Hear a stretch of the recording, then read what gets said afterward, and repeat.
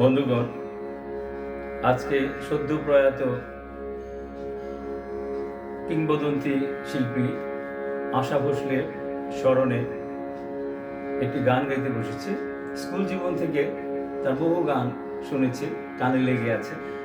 আজকে যে গানটি গাইব সেটি কথা গৌরীপ্রসন্ন মজুমদার, সুর করেছিলেন আর.ডি. বর্মন।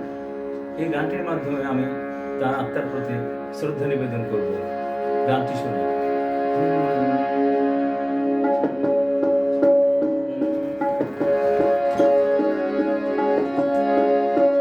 যেতে দাও আমায়, ডেকো না,